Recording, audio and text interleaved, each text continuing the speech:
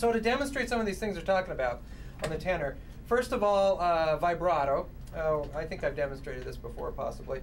A sound without any vibrato, a straight tone. And if I put vibrato, that means I'm usually moving my jaw a little bit. I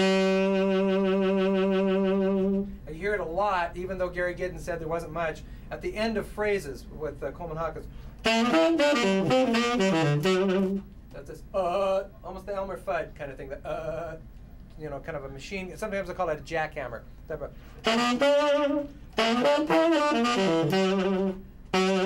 It's very aggressive. So there's a lot of vibrato, a lot of the kind of shaking of the sound. And also what Coleman Hawkins will do, here's a sound, here's a tone without any growling. And if I growl, I'm just moving my vocal cords like I'm clearing my throat, kind of, or singing while I'm playing. You hear it all the time in rock and roll, right? Right? Yakety yak, don't talk back. So that's the break, that's the sax break from Yakety Yak. In fact, most of the rhythm and blues, rock and roll saxophonist, Clarence Clemons from the E Street Band with Bruce Springsteen, I don't think he can play with a straight tone. It's kind of what I call a chromatic chainsaw. And when I've played in blues clubs, and I played with there's a guy named Gary U.S. Bonds, who I'm sure none of you have ever heard of, but Gary U.S. Bonds was a very good friend of Bruce Springsteen. He's also from Jersey. So I played a bunch of shows with him at Cactus Pete's. And he had a tune called New Orleans. He was kind of a one-hit wonder. It's like that all the way through. As it starts out with that. We started the show with that every night. And you've probably heard there's many saxophone anthems that really have that growling type of sound. I'm sure you've all heard this one, right?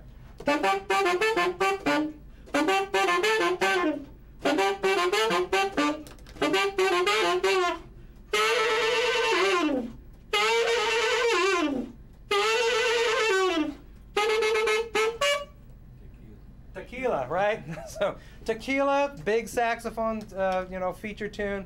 I was playing this one the other day. I was trying to ask somebody. It's called Baker Street. So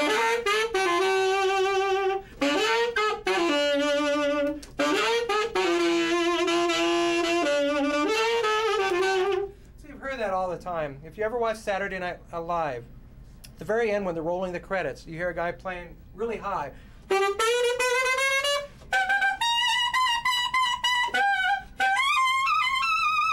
You hear these, like, you know, it sounds like probably blew out the speakers. Sounds like dog whistles. It's a guy named Lenny Pickett, and he can play way up. These notes don't really exist on the saxophone.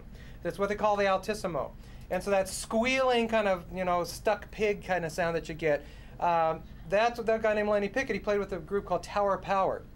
There's a lot of great horn bands, Blood, Sweat, and Tears, Cold Blood, that was one of them. Actually, the James Brown's band.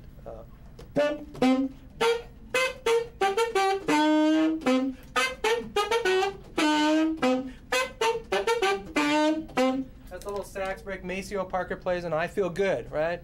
I feel good, and da da da da da da da. This is always and so there's that type of thing. Plus this song, let's see if I have very few people that have heard this tune. Country western music features this a lot too, usually with the growl. There's a guy named Boots Randolph, had a big hit. I mean, made most of his money with this tune.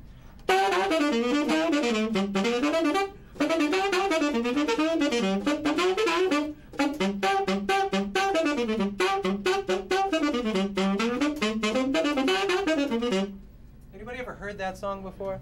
It used to be used on a show that was called Benny Hill, who was a British comedian. And they'd have these really fast chase scenes, and they would play that. It's a tune called Yakety Sax.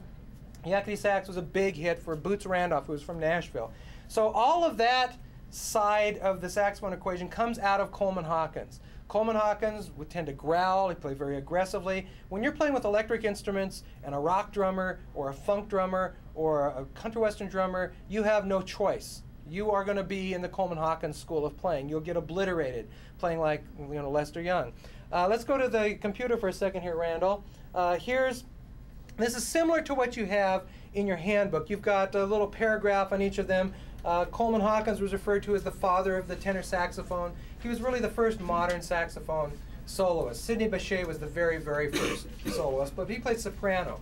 So the first tenor player, they're both tenor players. You heard one of his nicknames already was Bean, because he was educated in theory and ear training and part writing. He went to the St. Louis Conservatory, and so he knew all about the mechanics of the music, and you heard it in his playing.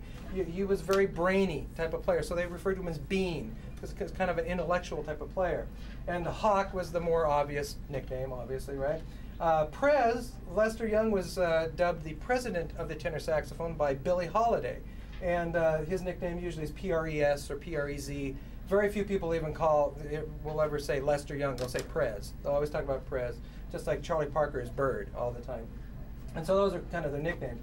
But you really have this, in this graphic, the exact same things that were happening with Louis Armstrong and Bix. You've got the hot school, which, remember, with Louis, that was the south side of New Orleans, south side of Chicago. The New Orleans style was being played by King Oliver's band and many of the New Orleans musicians that had relocated to Chicago.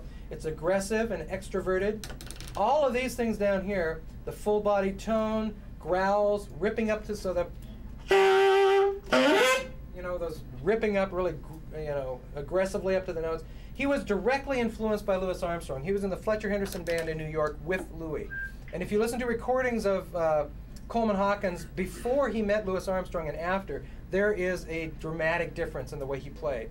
He started sounding like Louis Armstrong translated to the tenor saxophone, because he was hearing him every night and trying to play those same type of ideas, so these same type of things down here. And then indirectly, Lester Young was carrying around records of Frankie Trombauer and Bix Beiderbecke, and listening to those guys, also influenced a little by Jimmy Dorsey. So most of the cool style players from the north side of Chicago, the younger teenage players, he liked their laid back, more kind of introverted, softer, subtler, more lyric kind of way of playing. He uses less of the vibrato, or even when he does, instead of, you know, it'll be very subtle. He'll kind of widen it out a little bit and slow it down a little. He plays this much more smooth, light, kind of lilting sound. He smears and bends notes together, and I'll demonstrate this in a second. So he has a Bix and Frankie Trombauer kind of influence. We can go back to the classroom camera then. And so things that he would do instead of growling and ripping up to top notes is you'd get these false fingerings where he would play, it sounds like an ooh-wah, ooh-wah, like the trumpet player using the plunger mute. He was doing some of it during the demonstration, the clip that they just showed.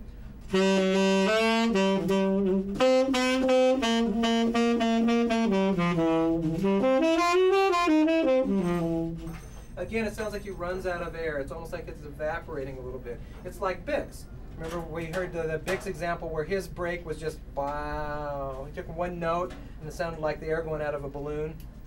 So to demonstrate these sounds and really to impress upon you that it isn't what you play, it's how you play it. There was the guy I studied with, Lee Konitz, who we're going to talk about later. He's 82 now and still traveling like crazy. He's got more energy than I do. And I just got an email that he has a new quartet that's going off to Europe. But Lee was on the Birth of the Cool recordings, recorded with Miles Davis. He's one of the living legends of jazz. And when I studied with him, he made me learn some solos by Lester Young. And one of them was, remember they talked about Lester having all these slangs. He had a lot of kind of sexist slangs too. He always called pretty women hats, and a very good-looking young woman would be a sombrero to differentiate them from other ones. And then he also had he had pound cake, which is, you know, kind of like cheesecake. So this is a blues called Pound Cake, which is referring probably to a lovely young woman. And it's a blues, and this is the way Lester would play it. Light, very, you know, very little vibrato. What vibrato is there is very subtle, and softer.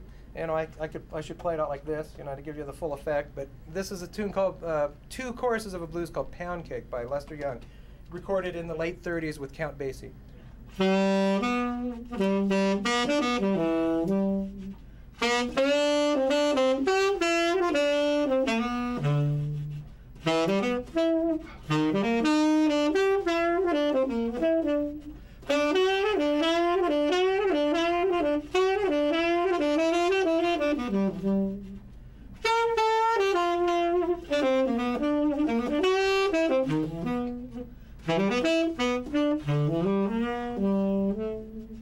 So it's kind of this floating kind of quality to it. Now, this would be sacrilege to true Lester fans, but I can play that exact same solo and just switch, kind of flip over to thinking of the hot style, to think more aggressively. Note for note the exact same solo, but notice the difference in intent. It's your intent, not so much your content.